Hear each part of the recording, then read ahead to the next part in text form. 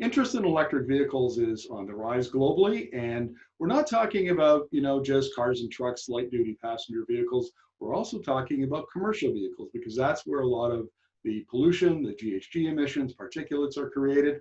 And a new initiative has come out of, I guess it's an existing initiative that a number of nations signed on to yesterday to talk about that because Canada is a signatory to the agreement. We're going to be talking to Josipa Petrunic from Qtric. And so welcome to the interview, Josipa. Thank you very much, Markham. I appreciate it. My apologies for stumbling over your name. Oh, not to worry. It happens all the time. I do that every time. So let's talk about this agreement because Qtric is the Canadian organization, the research and innovation organization in Canada for promoting commercial electric vehicles. Mm-hmm. And so give me an overview of the program we're talking about, the CalSTART Global Program. Sure. So, I mean, Qtric, we lead commercial and demonstration projects around heavy duty electrification. So buses, coaches, and trucks is something new we haven't gotten into, but it's something we're looking at along with rail for the next 5 years. And so to give you a bit of an overview in terms of why an organization like Qtric is interested in the CalSTART program and what this all is, this whole initiative, this Drive to Zero initiative, and the announcement made yesterday comes out of an initiative that's now 10 years old from the Clean Energy Ministerial.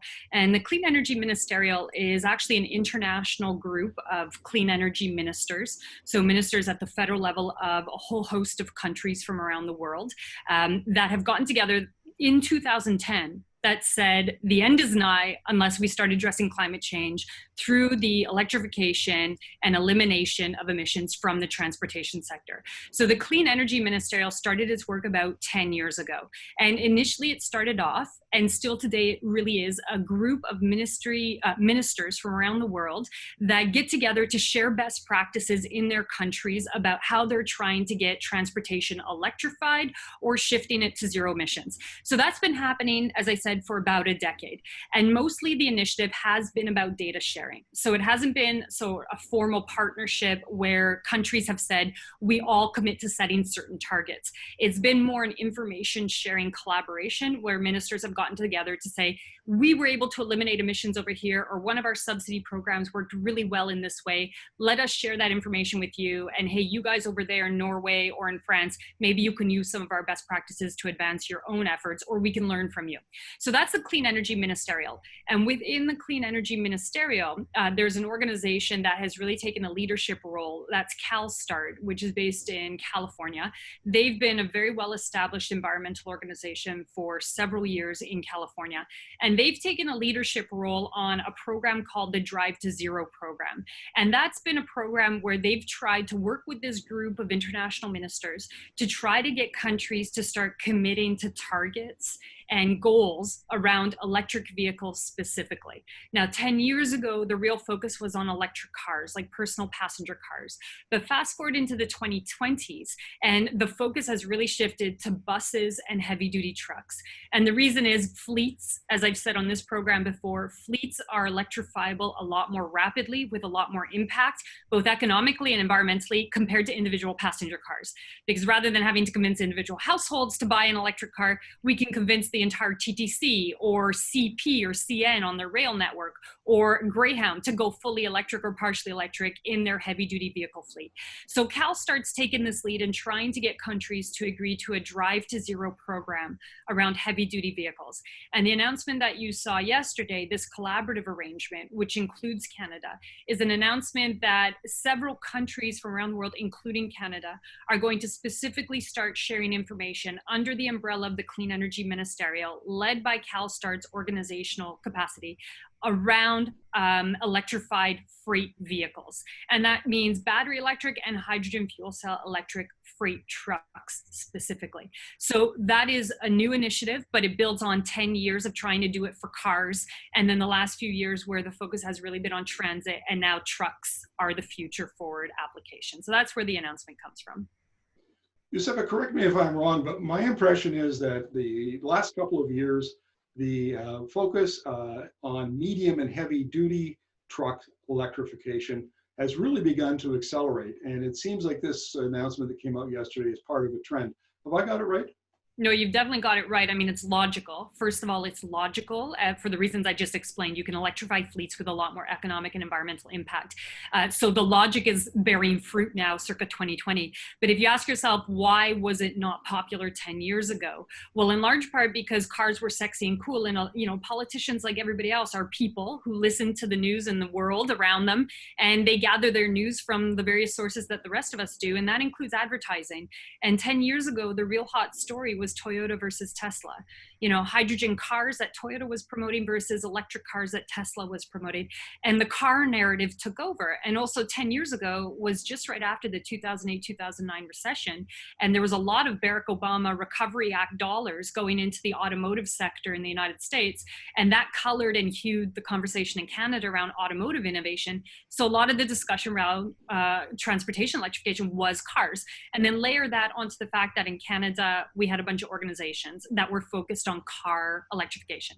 So you're right that it's borne fruit. It's always been logical. It's just been not the PR story of the past. Last question for you.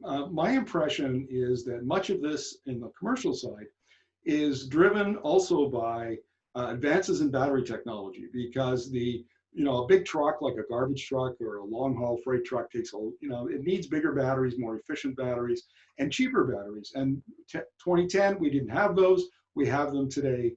What role do batteries play in that process? I'd refine that perspective a little bit. So it's very common to say, okay, well, we have better batteries now, and that's allowed longer distance. Batteries on their own are useless. You have to have the charging infrastructure or the fueling infrastructure. And so two things have happened in parallel. One, no doubt in the last 10 years, battery technology has improved. The chemistry, the battery management systems, the longevity, the life cycle, all of that stuff has improved. But on its own, without charging system innovation, that would not have gotten us to electrified trucks or buses or coaches. What has also happened in the last 5 years is companies like ABB and Siemens and Hitachi and Eaton, GE Electric, they've gotten involved in heavy duty, high power charging systems. So rewind 10 years ago, you had charging systems of what we call level 1, level 2, plug it into your wall outlet, 120 volts, or level 2, you had an AC charger of a higher power, or DC fast charging was 50 kilowatts, right? Like that was the max. Fast forward to where we are now, for buses, coaches, and trucks, you need 600 kilowatts. You need 800 kilowatts. You need 1 megawatt, massive amounts of power flowing through the grid into vehicles. So you had to have, and what has happened is the innovation on the battery side for greater capacity, on the charger side for more power, and then on the software integration, because even if you have a big battery, if you throw a bunch of power into it at high power levels, you're going to fry it. So you're going to damage it no matter how big it is. So what's also happened in the last few years is improving that transfer of energy so it doesn't damage the battery. So the higher power charging plus the battery plus all of those software controls that allow the system to now work and have a life cycle. And I have to say, this hasn't happened in isolation. What has also helped with truck electrification, which is coming out of this announcement, is the hydrogen fuel cell sector. So hydrogen fuel cell trucks and buses and coaches are primarily electric vehicles in North America. They're battery heavy, but they are dependent on a fuel tank full of hydrogen. The production of green hydrogen has advanced in North America. The improvement of fuel cell stacks has improved in Canada and in North America. And the integration of batteries with fuel cell stacks on powertrains has improved massively in the last 5 years. So 2020, we now have powertrains on buses, coaches, and trucks that have more efficient batteries. They can take more fuel cell technologies that are viable and legitimate for fleets right now. Josipa, thank you very much for this. Really appreciate it. And we'll be talking to you again in the near future, I'm sure, because this is a fast moving sector right now and very exciting, I have to add. Yeah, it is indeed. And if I may add one thing, Markham, I would say that out of this announcement, what I'll be looking for is it's great to hold hands and collaborate and share info. We need targets. We need quotas and targets, because talk for the purpose of talk sounds great, makes us feel great, but it does nothing for the environment or the economy. So we need targets, and I'll be looking to see if this initiative results in targets and achievable metrics.